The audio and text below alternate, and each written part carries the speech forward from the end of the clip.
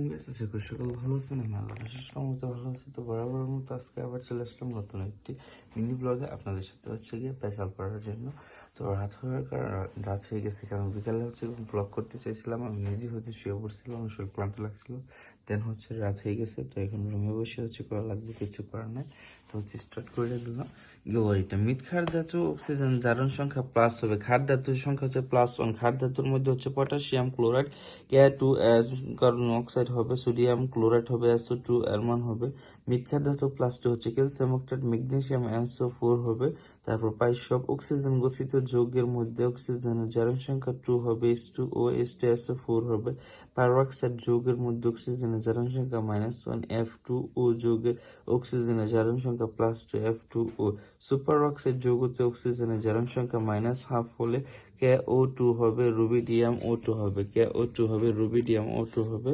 তারপর কি সব ক্লোরিন গঠিত যৌগে ক্লোরিনের জারণ সংখ্যা 1, hydrofluoride, sodium fluoride, potassium fluoride, F2O। ধাতব হ্যালাইডে হ্যালোজেনের জারণ সংখ্যা 1 হয়। ম্যাগনেসিয়াম ক্লোরিন টু লিথিয়াম ক্লোরিনের সাথে এত হয়। বিভিন্ন যৌগে কেন্দ্রীয় পরমাণুর জারণ সংখ্যা এগুলা করেছে।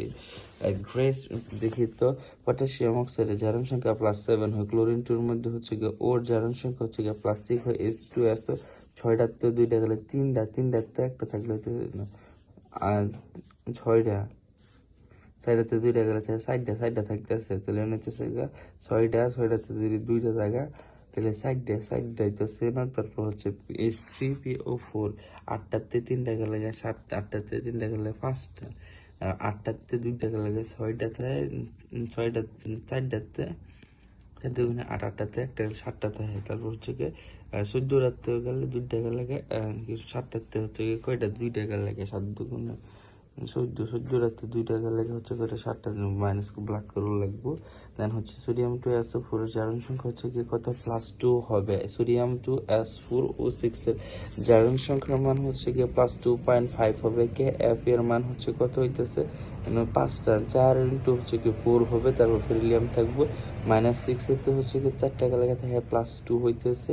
Fe60 3 হইতেছে 6 যদি 3টা যেতে +3। ক্রোমিয়াম সায়ানাইড 3 প্লাস 3টা এখানে আছে, সেটা যদি জায়গাতে 6 হইতেছে, 6 হলে +3। কপার NH3 এর সাথে +2 হলে এর মান কত, কপার 2। H2SiF6 = 0 হলে জারণ সংখ্যা কত হবে, জারণ সংখ্যা +4 হবে। লিথিয়াম অ্যালুমিনিয়াম S4 = 0 হলে এর জারণ মান কত, 8টা। 8টাতে যদি জায়গা 4টাতে একটা গেলে +3। ক্লোরিন টু H2 সাথে বিক্রিয়া করলে কত, 0। লিথিয়াম = 0, মান 1। হিলিয়াম এর যোজনী এবং জারণ মান উভয় 0। পটাশিয়াম অক্সাইড টু যৌগে এর জারণ মান -12 হবে। C2H2 যৌগে কেন্দ্রীয় পরমাণুর জারণ সংখ্যা -1। হ্যালোজেনের ক্ষেত্রে ক্রোমোসোম হ্যালোজেনের হ্যালোজেনের জারণ ক্ষমতা ফেরিলিয়াম, ক্লোরিন, ব্রোমিন, আয়োডিন। কোন যৌগে কার্বন জারণ সংখ্যা যোজনীর সমান? পটাশিয়াম সায়ানাইড এবং M এর মূল্য +7, N এর সর্বোচ্চ জারণ সংখ্যা +5 হবে। সোডিয়াম 2S4O6 এবং S এর জারণ সংখ্যা 2.5 হবে। যোজন নির্মাণ সর্বদা পূর্ণ সংখ্যা হয়। যোজন নির্মাণ সর্বদা কি হয়? যোজন নির্মাণ সর্বদা পূর্ণ সংখ্যা হয়। দেন তারপর এটা আমরা করছি বেরিলিয়াম করে দিলাম। ঢাকা বিশ্ববিদ্যালয় জাহাঙ্গীর 4.6 এর ক্লোরিন জারণ মান আজকের মতো বিদায়, আল্লাহ হাফিজ।